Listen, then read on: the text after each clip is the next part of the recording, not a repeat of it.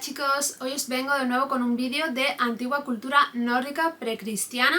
En este caso sí que vamos a tirar al norte más que al centro de Europa o a la cultura germánica en general, ya que vamos a hablar de los nombres que se le daban a las practicantes de magia en esta antigua cultura en la zona del norte de Europa. La mayoría de las practicantes eran mujeres, pero también había practicantes masculinos, pero vais a ver eso, ¿no? Que hay una amplia profusión de nombres femeninos, y esto es porque en la cultura germánica estaba mal visto que los hombres practicaran magia, adivinación, profecía, etc.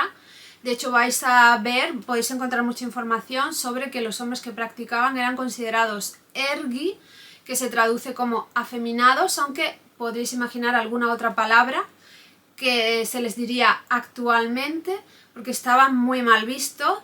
Entonces en aquella época la mayoría eran mujeres, aunque también había practicantes masculinos, y hoy en día pues hay muchos más practicantes masculinos de los que había en aquella época, ¿no? Hay muchas mujeres, pero también muchos hombres.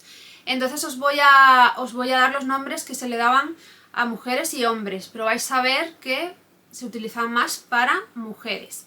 Y este vídeo también lo hago porque, a ver, en muchos de los vídeos que hago hablando de Asatru, de Heathenry y también de Seith, pues os estoy diciendo muchas veces que las mujeres que practicaban Seith eran las volvas, las seithconas, las espaconas, etc. Entonces este vídeo es el etcétera, porque para no daros una larguísima lista siempre os digo esos tres términos y os doy el etcétera. Y este es el etcétera. Aquí vamos a hablar de todos los demás términos. Y también quería deciros que he intentado resumir todo lo que pueda. Quizás para algunos vais a sentir que me enrollo a veces explicando algunas cosas, pero también quiero que entendáis que en mi canal el 80% de las personas que me ven son nuevos y probablemente muchos de ellos están interesados en la cultura germánica y son nuevos. Por lo tanto, los que lleváis 20 años quizás entendéis los términos y el contexto, pero los que son nuevos, si no explico ciertas cosas, no van a entender nada. Entonces, pues espero que no se os haga muy largo. He intentado resumir bastante los términos, pero bueno, ya sabéis por qué me explico más. Bueno, en referencia a estos nombres y a los nombres que se utilizan en las culturas chamánicas o en las culturas donde hay práctica chamánica, me gustaría recordar algo que siempre se habla cuando leemos sobre antropología, sobre historia, en referencia a las culturas chamánicas.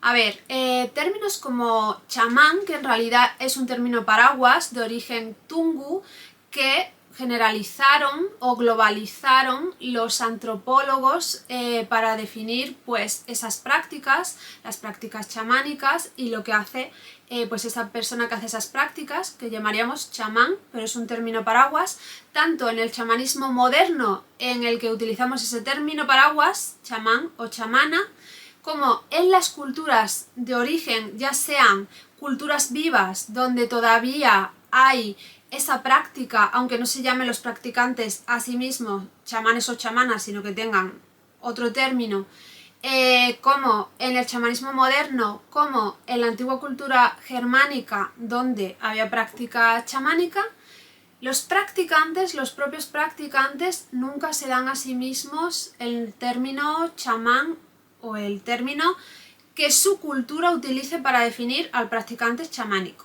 sino que en realidad es su propia comunidad la que le da ese nombre, la que le llama chamán, o en este caso le llama volva, seithcona, etc. ¿Vale?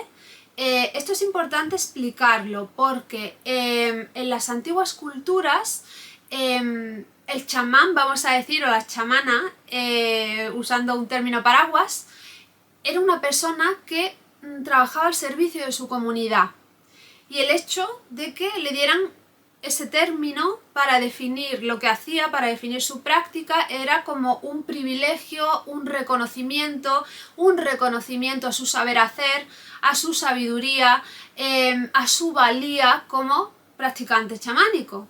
Entonces nosotros no solemos llamarnos a nosotros mismos todo esto.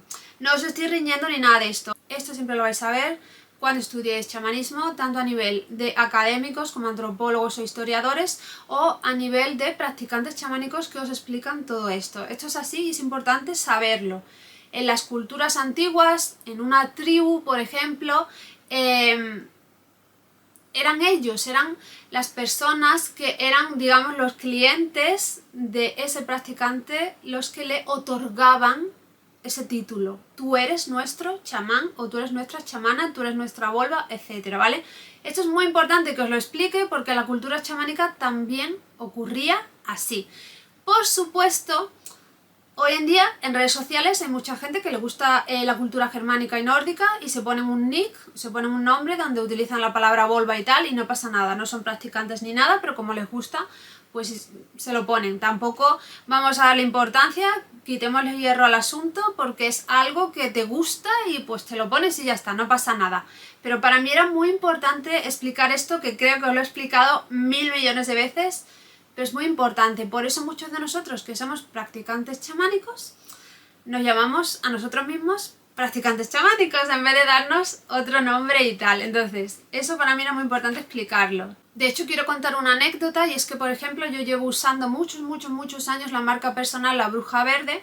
Me la he quitado 2 veces y me he puesto nombres o nórdicos o germánicos y era la misma gente la que me decía que no quería, que no lo entendían, que no lo saben pronunciar, que no me encuentran y al final me he vuelto a poner La Bruja Verde otra vez porque como yo siempre estoy con las plantas, las hierbas, la fitoterapia y tal, pues por eso lo de La Bruja Verde. Pero yo siempre le digo a la gente cercana que yo no me considero bruja en este momento de mi vida, yo me considero practicante chamánico. Y son las personas a mi alrededor, las personas que me siguen, que me quieren, que me respetan, que les gusta todo lo que hago, que todos los días ven lo que hago, las que me dicen, no, pero tú eres bruja, porque tienes el don, porque has heredado el don de tu familia, porque practicas esto y esto, porque lo que sea, son ellos los que me lo dan a mí. Y entonces yo muchas veces sonrío y me recuerda esto, que es algo que vais a aprender en chamanismo sí o sí. Y sonrío porque pienso, aunque yo me considere practicante chamánico y no bruja, ellos que son como en cierto modo mi comunidad, no una comunidad creada, sino la gente que te rodea, que se siente afín y que cuida de ti, ellos son los que me dan el término bruja. Entonces es exactamente igual. Es como un privilegio, es como un reconocimiento. Entonces es bonito, ¿no? Pues así es. ¿Entendéis? Aunque tengamos hoy en día un mundo muy diferente, muy global, muy internauta, hay cosas que no cambian, que son iguales. Por eso quería contaros esta pequeña anécdota. Y bueno, ahora sí vamos a ir con los nombres porque quería contaros muchas cosas antes. Bueno, y antes de empezar con la lista de nombres, tengo que explicar brevemente algo, que es el Seid. Lo he explicado muchas veces brevemente. ¿Qué es el Seid? Porque cuando os hable de todos estos nombres, vais a ver que muchas de estas mujeres eran practicantes de Seid en inglés o Seidur o Seider en idiomas nórdicos. El Seid, a grandes rasgos, era un tipo de práctica mágica de los pueblos germánicos, tanto del centro como del norte, aunque en el centro, en la zona de Alemania, Países Bajos y tal, se denominaba más bien Sitán, y en el norte se llamaba Seidur o Seider, en inglés Seid, y es una práctica que para algunos es considerada chamánica y para otros no.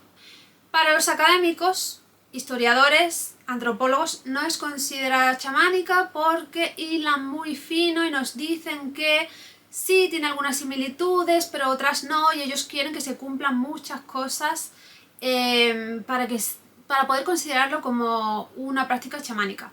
Y para los practicantes actuales que tratan de reconstruir la práctica y que a lo mejor también son reconstruccionistas del paganismo germánico, sí que en su mayoría es considerada como una práctica chamánica.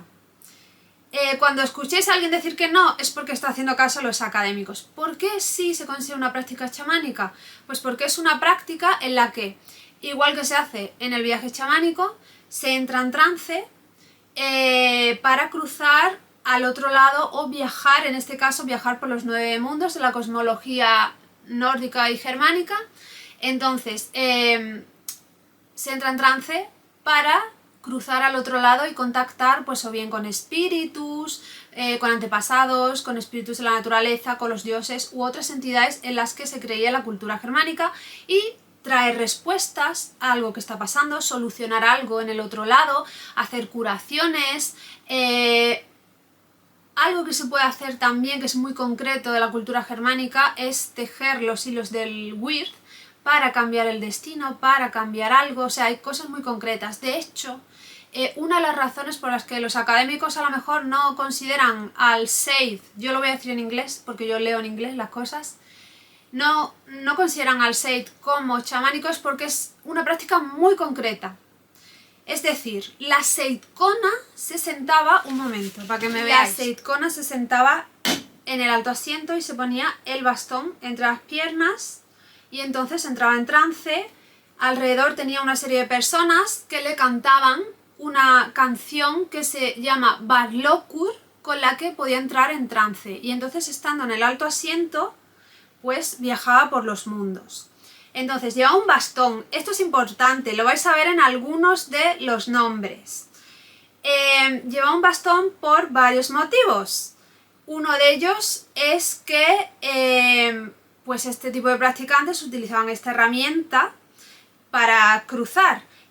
Yo personalmente os digo más cosas. Para mí a nivel práctico tener un bastón, las personas que me vean y hayan entrado en trance alguna vez, sabréis que llega un punto en el que si el trance es muy profundo o te caes para atrás, te caes para adelante, te caes para el lado. Entonces para mí, personalmente, tener un bastón, y esto no es de ningún libro, esto es personalmente mío por la experimentación, tener un bastón porque si estás en trance te puedes apoyar, incluso hay gente que se apoya en el bastón.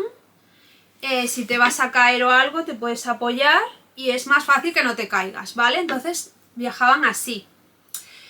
Pero personalmente yo también opino que el bastón es un símbolo de estatus. El Seidur, y eso lo vais a ver también en estos nombres, era considerado el tipo de magia más alta en la cultura germánica, la más poderosa, la máxima expresión de la magia, la mayor que existía, la mejor. La de los practicantes más poderosos. Entonces, para mí, el hecho de que llevaran un bastón también representa un símbolo de estatus, que también podía hacer que fuera pues una herramienta muy representativa y que la gente supiera que esta persona que está practicando era practicante de Seid, ¿no? Entonces, bueno, la volva, que a todo esto lo he explicado para explicaros esto, volva significa la portadora del bastón o la que lleva el bastón. Y volva es un término intercambiable con Seidkona. Entonces, la volva era la que llevaba el bastón. Así que se asume que las volvas practicaban Seid. Pero no solo practicaban Seid.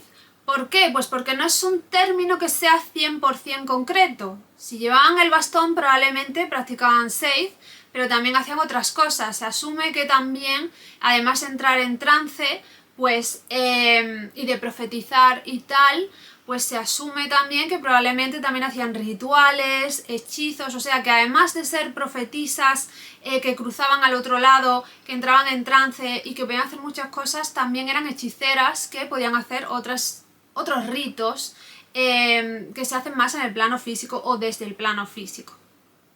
Además, la volva también estaba relacionada con las nornas y con la capacidad de tejer el weird para pues cambiar el destino de las personas. También se relaciona con esto.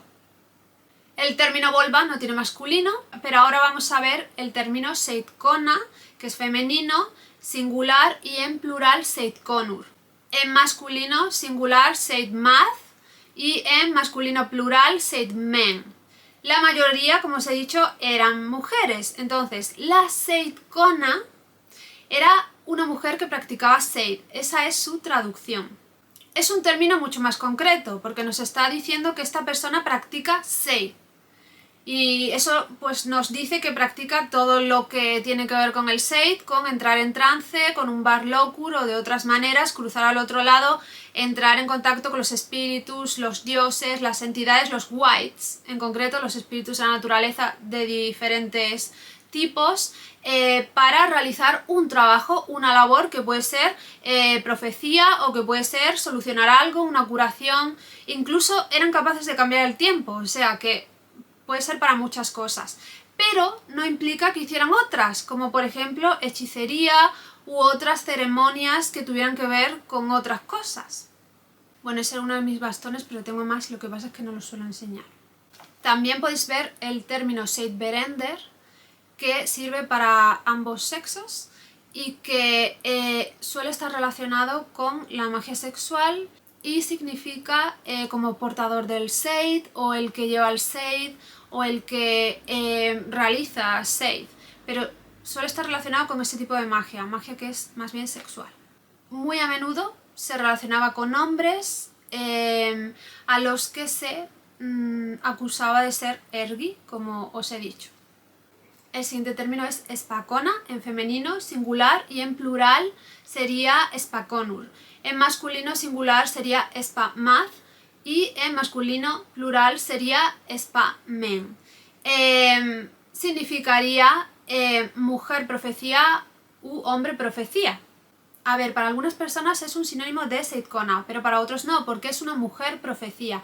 Entonces, puede implicar que, por ejemplo, la spacona es alguien que tiene el don de la videncia y que espontáneamente, sin tener que entrar en trance ni utilizar nada, de pronto veía el futuro y daba una profecía.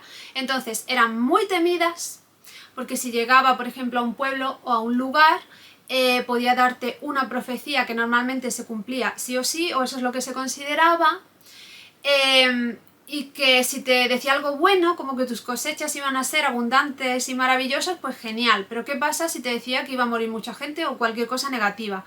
Pues la gente tenía un poco de miedo, ¿no? Un poco de miedito. También se considera que ellas podían influir en esta profecía. Si, por ejemplo, el alto mandatario de esa tribu, no sé cómo definirlo, es que depende de la época también, ¿no? Porque en una época más medieval podían ser reyes, pero antes a lo mejor eran jarls o algo así, ¿no? El jefe de esa tribu, el jefe de ese pueblo, si las trataba muy bien con honores y tal, ella podía ser como bondadosa y benigna con su profecía, pero si las insultaba, ya sabéis, la cultura germánica, si te insultan, hay mucha venganza y todo esto, ¿no? Pues podía darte una profecía negativa. Así que la gente les tenía un poco de miedo. También debo decir que los estudiosos de épocas más antiguas decían que la seidkona y la spacona se dedicaban a lo mismo, solo que una era mala y otra era buena, pero eso ha sido descartado hoy en día por los estudiosos modernos. El siguiente término es visendacona, femenino, singular, visendaconur, femenino, plural, y para los hombres en singular sería visendamath y en plural visendamen, y significa mujer sabia u hombre sabio. Puede ser un sinónimo de mujer de astucia o cunning woman, ese tipo, ¿no? De sabiduría y de magia, ¿no? A la que se refieren en el cunning folk. Entonces era una persona pues, que tenía, como podéis ver, mucho conocimiento y a la que se podía consultar porque tenía mucha sabiduría. Después tenemos la galdracona en femenino singular, galdraconur en femenino plural, y para los hombres galdramath en singular y galdramen en plural, y significaría mujer que grazna u hombre que grazna, como los cuervos, ¿no? Y si ya sabéis lo que es el galdra, pues el galdra es la parte de la magia germánica que hace referencia al canto mágico. Puede ser cantar runas o no, porque hay gente que solo lo relaciona con cantar runas, pero no, porque puede tener que ver también con, por ejemplo, los versos mágicos con una composición muy concreta, que eso es muy difícil porque las personas tienen que aprender precisamente nórdico antiguo para poder hacer esas composiciones. O sea, no solo es cantar runas, sí tiene que ver con la vibración y tal, tiene que ver con el canto, cantos mágicos, pero es complejo. Es complejo y se lo voy a dejar a los que son expertos en galdra, ¿vale? Porque yo no soy experta en galdra, pero que sepáis que existe este tipo de magia muy concreta, muy poderosa, porque eso sí, yo siempre he realizado conjuros, forma parte de mi tradición familiar y es muy poderoso. El tema de los conjuros, el canto, la rima es muy poderoso, entonces cada vez que veo en un libro cómo explican todo esto, o personas que son expertas que explican todo lo que tiene que ver con el Galdra. Después tenemos en femenino singular Bitka y en femenino plural Bitkur y en masculino Bitki, que os sonará, y en masculino plural Bitkar. Os sonará porque el término Bitki lo popularizó muchísimo Edred Thorsson aka Stephen Flowers, que es un escritor de libros de Asatru, que yo os he dicho 1000 veces que mi primer libro pagano fue precisamente Fuzark, de Edred Thorsson. Edred Thorsson popularizó ese término a nivel mundial, Bitki, pero Bitki es masculino, las mujeres serían Bitka o Bitkur en plural. Y bueno, estos términos hacen referencia a los practicantes rúnicos, que son súper expertos en todo el conocimiento de las runas. Es decir, saben tallarlas, teñirlas, darles poder, entrelazarlas, cantarlas y saben todos los secretos de las runas que algunas personas que piensan que solo pueden servir para adivinar o como alfabeto rúnico, pues no pueden ni soñar, porque hay muchísimo conocimiento sobre las runas que es importante y que conlleva muchos años de estudio. Entonces esas son las Bitkur y Bitkar. Después tenemos el término Heid, que es un término que algunos podréis conocer por ser un nombre femenino de una figura de la mitología que se relaciona como segundo nombre tanto de Gulveig como de Freya, como figuras que son el origen del Seid, el origen chamánico de la cultura germánica. Pero también hay personas que utilizan el término Heid como sinónimo de practicante de Seid. Y como veis es un término femenino que no tiene pues versión masculina.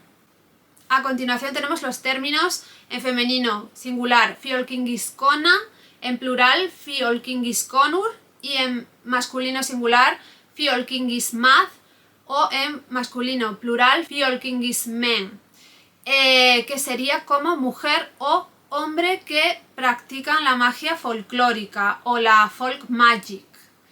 A ver, se refiere a practicantes que no eran chamánicos, sino que hacían otro tipo de magia desde, digamos, el plano físico, con herramientas físicas, que hacían hechizos, lo que sería el equivalente a la hechicería, ¿no? Hechizos o rituales con ingredientes como hierbas, huesos, cosas, objetos físicos. Y bueno, pues se consideraban practicantes de una magia inferior, de una baja magia, ¿no? Hechiceros. Ya que, como os he explicado antes, en la cultura germánica los hechizos y este tipo de rituales en plan físico y tal, desde el plano físico, se consideraban una magia menos poderosa, y la magia más importante y poderosa y la más alta se consideraba el Seid. Entonces aquí me gustaría hacer un inciso también, porque muchas veces hoy en día, en el mundo en el que nosotros vivimos, hay un debate muy grande sobre esto. Y hay personas que dicen que, por ejemplo, el chamanismo no es importante, no es una magia poderosa, y que consideran que lo importante es tener un altar y hacer rituales allí con velas y con un montón de herramientas, accesorios, ingredientes y tal. A ver, esto es un debate. Yo recuerdo que cuando yo empezaba, y muchos de vosotros que estáis empezando puede que leáis algo similar, yo recuerdo que yo aprendí que los altares, las herramientas, los ingredientes son apoyos que tiene el aprendiz para poder levantar su magia, pero que el objetivo final es que pudieras levantar tu magia sin nada, solo con tu mente, y que si te vieras en un apuro en el que no tuvieras tus herramientas, tu altar, tu cuarto mágico, si lo tienes, lo que sea, pudieras levantar la magia y pudieras hacer lo que tuvieras que hacer sin nada, y que ese se considera el practicante poderoso. Bueno, pues yo creo que esto va muy acorde con lo que se pensaba en la cultura germánica, porque en el Seidur pues hay técnicas en las que hay que entrar en trance pues con el canto, con el Barlokur, pero también hay otras prácticas en las que se entra en trance de otra manera. Hay prácticas contemplativas en las que la persona se priva, por ejemplo, de la visión con la capucha, con la máscara, en la que está sola en un lugar durante 12, 24 horas, las que sean. Y no necesita prácticamente nada, se necesita a sí misma. Entonces hay más técnicas, no solamente el alto asiento, el bastón y el Barlokur, hay más técnicas, y se consideraba esta la magia más poderosa, la de los practicantes más poderosos. Entonces, no quiero decir esto está bien, esto está mal. Os estoy hablando de cultura germánica y estoy diciendo lo que se creía en cultura germánica, nada más. Yo estoy bastante de acuerdo, porque cuando yo aprendía es lo que me decían también, entonces estoy bastante de acuerdo con que lo mejor es que nada más que necesites tu mente, nada más. Pero bueno, cada uno puede opinar lo que quiera. Y esto es lo que vemos en la cultura germánica. Bueno, ahora vienen 3 términos que voy a poner juntitos y que son los últimos y que son muy interesantes y que creo que os van a gustar mucho. Los términos son Mirkrida, Queldrida y Trollrida. Estos 3 términos hacen referencia a lo mismo, entonces por eso están aquí juntitos, agrupados. Entonces, Mirkrida significa jinete oscuro, Queldrida significa jinete del anochecer y Trollrida, lógicamente, significa jinete de trolls. Y estos términos supuestamente hacen referencia a practicantes de magia oscura y a practicantes que eran capaces de someter, atar a wights o a grandes fuerzas de la naturaleza como trolls para que hicieran su voluntad, o esclavizarlos para enviarlos a que atacaran a alguien o algo así. Y por eso se considera magia oscura. Porque si, por ejemplo, estos practicantes cruzaran para contactar con un troll para averiguar algo, no sería magia oscura. Eso se hace en el Seid. Eso lo puede hacer una Seidkona, pero no está esclavizando, atando a un troll o a lo que sea otro tipo de wight, ¿vale? Por eso se considera magia oscura. Bueno, me parece sumamente interesante por muchas razones, porque claro, etimológicamente hablando, me parece interesante. Yo siempre os digo a muchos de vosotros, cuando me decís que no tenéis tiempo para hacer prácticas chamánicas, siempre os digo que practiquéis por la noche. Cuando me decís es que no tengo tiempo, es que me interrumpen, es que los niños, lo que sea, siempre os digo, por la noche, cuando todos están dormidos, practica entonces, que entonces nadie te va a molestar y vas a poder practicar perfectamente bien, ¿no? Entonces, muchos de los practicantes chamánicos practicamos de noche. Yo practico de noche. Entonces, cuando yo escucho estos términos, al margen de magia oscura o al margen de esclavizar wights, a mí me evocan esto. A mí me evocan mucho a, etimológicamente, a practicantes que practican al anochecer, ¿vale? Entonces esta es otra dimensión que yo le doy, ¿no? Porque, por ejemplo, yo podría considerarme una Queldrida, porque yo practico al anochecer. Soy una jinete del anochecer, ¿no? Entonces, pues, esto también me pareció interesante recordarlo, ¿no? Para que nos quedemos con la etimología, con lo que significa el nombre y tal.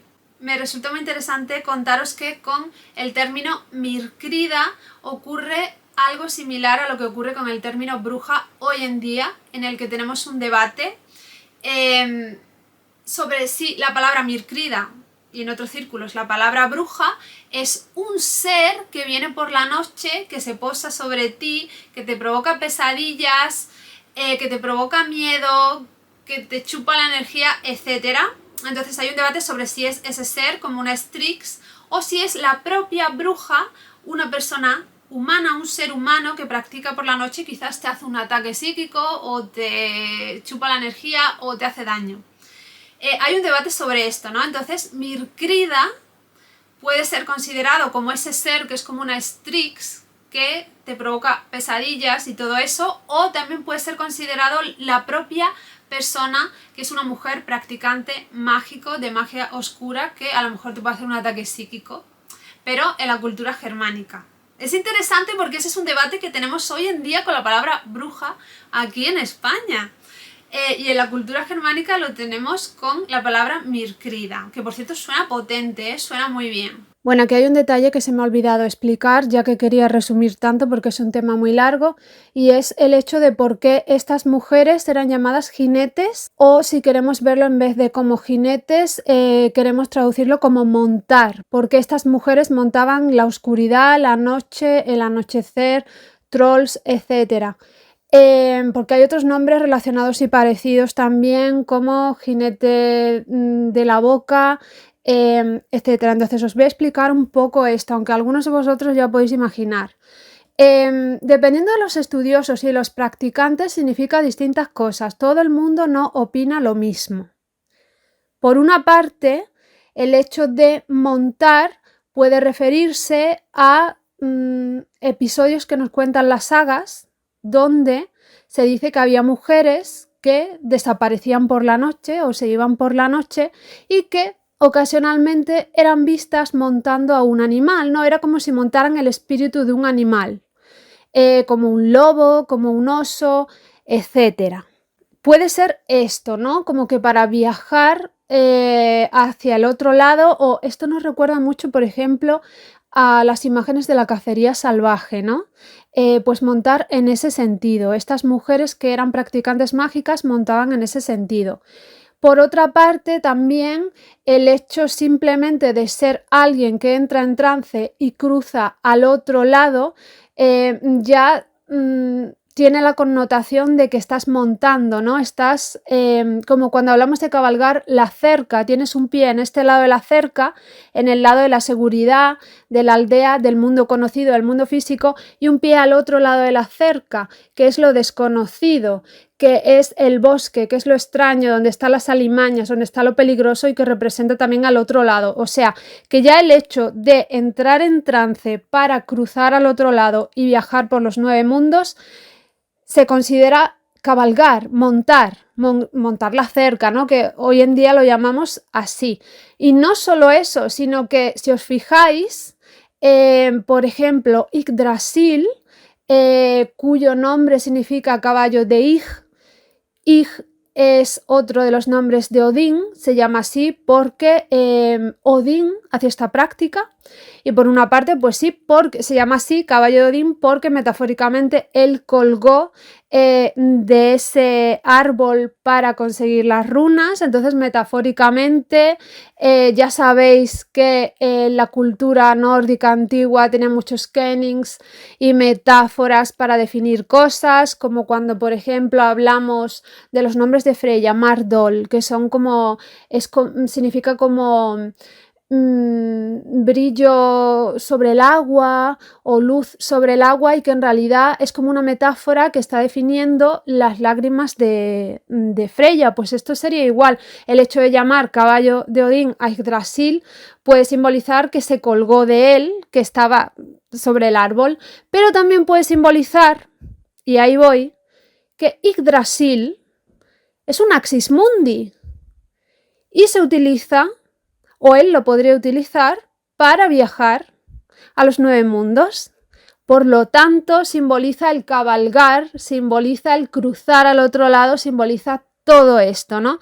Por lo tanto, no lo había explicado en el vídeo en sí porque pensaba que es algo tan obvio para muchos de nosotros, pero luego he pensado, no lo van a entender y lo estoy explicando. Esa es otra de las acepciones que podría tener el que estas practicantes fueran llamadas jinetes, o que hiciera referencia a su nombre a que cabalgaban. Por otra parte, también hay otros estudiosos que piensan que esto de montar hace referencia a otra cosa, que es lo que os he hablado cuando os he explicado que Mirkrida también hace referencia a las Strix y también a las pesadillas, a las maras. Mirkrida es un sinónimo también de esto. Entonces se considera que había mujeres que por la noche cruzaban al otro lado y podían montar a una persona. Por eso uno de los nombres también es Mouth Rider, jinete de la boca, ¿no? Porque esas mujeres, entre comillas brujas, podían cruzar al otro lado y mientras que alguien duerme montarlo y hacerle daño, absorberle la energía, y es esa sensación como de terror, como de peso, opresión, de estar viendo algo aterrador, que te quedas paralizado y que no te puedes mover, ¿no? En este caso, cuando vemos relatos de sagas o lo que nos cuenta la mitología nórdica, no se refiere en este momento a otros seres, sino a mujeres que eran practicantes mágicas, que salían de su casa de noche, que desaparecían y luego a alguien le había pasado esto y se ponía en relación completamente. Pues ha sido ella que ha ido y te ha hecho una visita, ¿no? Esta es otra de las explicaciones de por qué lo de rider, lo de jinete, lo de montar, ¿no? Montador. Montador suena fatal en español, pero sería algo literal. Esas son algunas de las explicaciones. Bueno, y ahora me gustaría preguntaros ya al final de este vídeo con cuál de estos nombres os identificáis más, porque si no nos damos estos nombres a nosotros mismos, pero al estudiarlos sí podemos ver que hay algunos que encajan más con nosotros y otros que no. A ver, a mí me gusta mucho el término Mirkrida. De hecho hay una practicante de Seidur bastante conocida que es de Países Bajos, que se hace llamar Mirkrida. Es un nombre que me gusta mucho, que suena muy bien, que significa jinete de la oscuridad, pero con el que no me identifico mucho porque yo no me considero nada oscura, me considero más diurna, solar y no me considero oscura.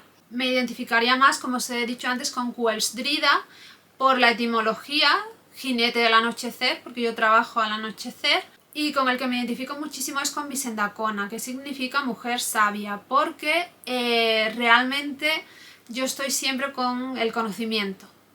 Siempre estoy practicando, estudiando, investigando y os traigo información, pero siempre tengo más, tengo mucha, siempre tengo algo entre manos que tiene que ver con la transmisión de información. Así que como que me identifico más con ese, ¿no? Con Visendacona, me gusta. Pero bueno, además de estos términos hay muchos más, pero que se hace referencia de manera muy pequeña o que se sabe muy poco, así que tampoco quería traer ya una lista inmensa, gigante, porque sería muy largo el vídeo y ya de por sí es largo, y también se podría decir mucho más de los que os he traído, sobre todo de los primeros, pero bueno, lo mismo, no quería que se hiciera el vídeo súper largo. Espero que os haya gustado mucho, que os haya servido, que os haya interesado y que hayáis aprendido algo. Muchísimas gracias por ver este vídeo y nos vemos en el próximo.